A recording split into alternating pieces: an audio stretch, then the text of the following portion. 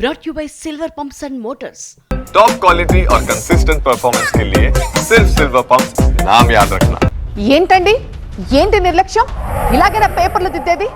10వ తరగతి పిల్లల భవిష్యత్తుతో ఆటలాడుకుంటారా? 90 మార్కులు వచ్చిన విద్యార్థిని ఫెయిల్ చేస్తారంటూ ప్రభుత్వంపై మండిపడ్డారు వైసీపీ నేత బొత్స.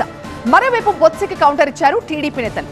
ఆగండోయ్ విద్యాశాఖ మాజీ మంత్రి గారు, మీ హయాంలో రీకౌంటింగ్ కి ఎన్ని అప్లికేషన్స్ వచ్చాయో తెలుసుకోండి ఫస్ట్ అంటున్నారు మంత్రి కొండపల్లి శ్రీనివాస్. వైసీపీ పాలనలో కుంటుపడ్డ విద్యా వ్యవస్థని తాము ఇప్పుడు గాడిలో పెడుతున్నామని చెప్పారు ఆయన.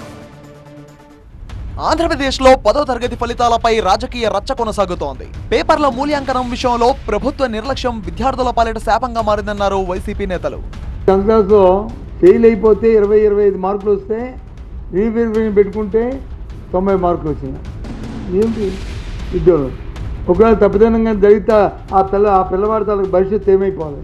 20% వచ్చి రీవెరిఫికేషన్ పెట్టుకున్న దాంట్లో ఎంతకంటే ఎక్కువ కరెక్షన్స్ వచ్చాయి, ఇప్పుడు ఇంకా తక్కువ వచ్చాయి అని చెప్తున్నా. సిగ్గుపోవాలా? ఏపీ 10th ఫలితాల్లో పెద్ద ఎత్తున తప్పులు దొర్లాయన్నారు బొత్స సత్యనారాయణ. చక్కగా పరీక్ష రాసిన విద్యార్థులను ఫెయిల్ చేసి వారి భవిష్యత్తును అంధకారంలోకి నెడతారా అని ప్రశ్నించారు ఆయన. విద్యార్థులకి ఈ 10th క్లాస్లో జరిగిన ఈ అవకతవకల పట్ల పూర్తిగా కూడా మేము ప్రభుత్వం తరఫున ప్రభుత్వాన్ని డిమాండ్ చేస్తున్నాం. నష్టవానికి ఎవరైతే దీని బాధ్యులో వారి మీద ఏం చర్యలు తీసుకున్నారు?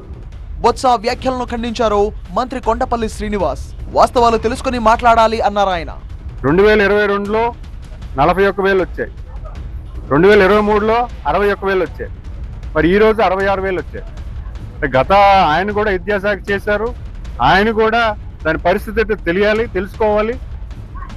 తెలియకపోతే గతం చూసుకొని అక్కడ డిపార్ట్మెంట్లో గతంలో ఏం జరిగింది కూడా ఆయన కూడా విశ్లేషణ చేసుకొని ఒక మాట ఇచ్చుంటే బాగుండేది.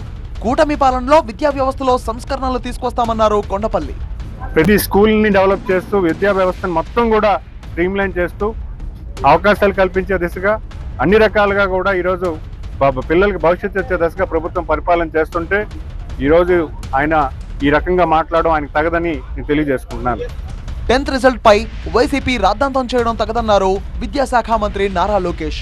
10వ తరగతి జవాబు పత్రాల మూల్యాంకనంలో తమకు అన్యాయం జరిగిందని విద్యార్థులు భావిస్తే రీకౌంటింగ్, రీవెరిఫికేషన్ కోరడం ఎప్పటి నుంచో ఉందన్నారు. కూటమి ప్రభుత్వంపై ఉద్దేశపూర్వకంగా బురద చల్లడం తగదన్నారు లోకేష్.